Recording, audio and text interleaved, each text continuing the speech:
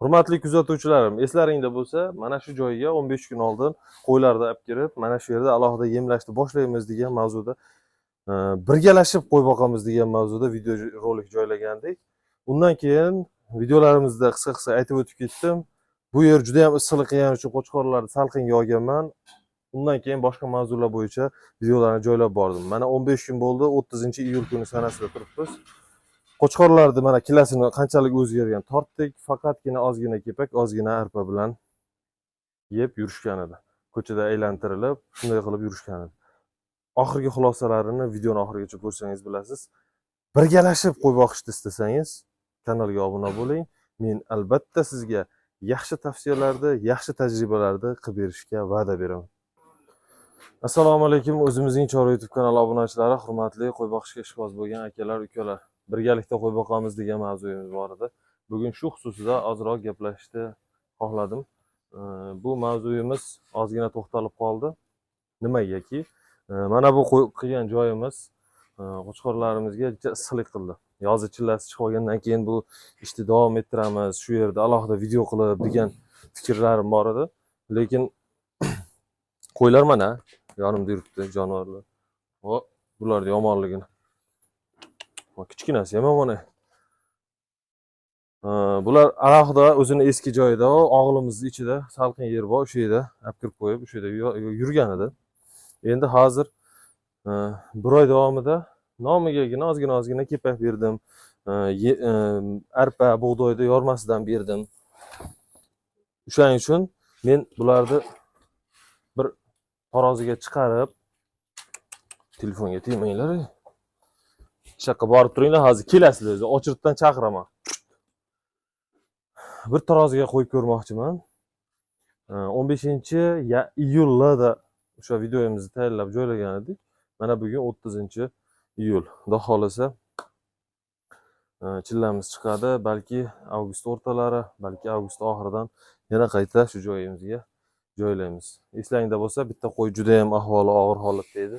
Bu qo'yimiz o'lib qoldi. Qolganlari hozir hayot. Hozir birma-bir taroziga chiqarib ko'raman. Qani, o'zgarish qanaqa bo'ldi ekan? Mana kattasi keldi o'zi, ke jonivor.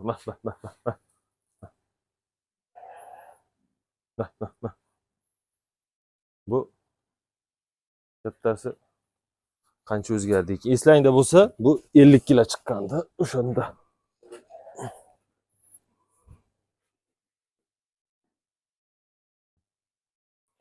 Bir yarim kilo. Nomigagina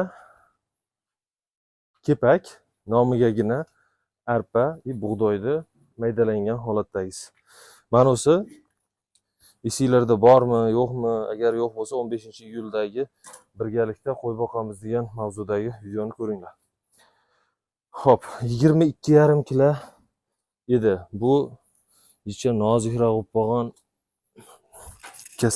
kasallanib endi o'ziga keldi. Bu o'zgarmabdi. Billalashib yeganni anasi oqibati shu-da. Ishtahasi zo'rlari, kuchlilari yemni ko'prog'ini yeb qo'yadi, bunaqa kichkinalar o'zgarishsiz qoladi. Yana bittasi qoldi. Eslangdami? Oqib bor edi. Hozir shu oqni ushlab olib boraman-da. Taroziga qo'yib ko'ramiz. Bu qanaqa o'zgardi ekan? Buni kilasi kimda esida bo'lsa, 35 kilo yuk qilgan. O'sha vaqtda. Endi bular sotuvga kelgan qo'zlarimiz orasidan nimadir kasali bor, nimadir aybi bor bo'lgan qo'ylar. O'zimiz adden olib qo'yganmiz. Bularga eng qizig'i, 4-inchisi qo'shilgan. Yaqinda kelgan partiyamizda bu podada yurganda mayagi nimadir bo'lganda shu ilinib qolganda, ilinib qolib yirtilgan. Yirtilgan qo'yi yuravergan, pashshala o'tirib qurtlab ketgan. 36,5 kilo. Bu ham 1,5 kilo o'zgaribdi shunday holatda. Moyagi qurtlab ketgan. Uni baya kelgandan keyin biz ko'rdik, doriladik, qurtlarini terib olib tashladik. Kelganda kayfiyati juda yomon edi. Endi mana hozir mana ular bilan yuritdi. Kayfiyati bir chiroyli. Gavdaoshi ham bir chiroyli. 6 oylik pilsda bo'lgan qo'chqor. Xudo xolasa, agar har dardi chiqsa sotilaveradi, sog'ayib qoldi. Agar sotilmay qolsa, shular bilan birgalashib o'zimiz boqib boramiz. Bularni ishtahasini ko'ryapsizlarmi? Bunday deymiz, bir kasallanib chiqsa, asli ishtahasi shunaqa darajada bo'lib ketadi. Kameraga tegmanglar. Bo'ldi, aşağıda yurib turinglar chiqani. Ko'rdilaring. Bu yerdan olganimdan keyin men to'g'risiga video, imенно shu mavzudagi video qilishga ixlosim ozgina sovib qoldi-da. Video qilganim yo'q edi, lekin o'shanda aytib o'tib ketgandim, ozgina kepak, ozgina arpa bilan, maydalangan arpa bilan yurgizamiz degandim. O'shanda yurdi. Hozir mana kattalari 1,5 kilodan qo'shibdi, kichkinasi o'zgarishsiz turibdi ekan. Lekin ishtaha kattalardan yomon aslida uni. Kichkinani kuch yo'qligini hisobiga bulardan talashib ovqatni olib qo'ya olmayapti ekan. Xo'p. Xudo xolasa o'rtoqlar, kutinglar. Ko'proq obunani bosib qo'yinglar. Qiziqqanlar birgalashib, birga qo'y boqamiz. O'sha gap. Mana shu yerga bularni adini qo'yamiz. Bular umuman boshqa tema bo'ladi. Undan tashqari mana bitta qo'ramizni 3 ga bo'lib, bittasini ikkitadan qo'y tashlaymiz, 6 ta qo'ydi.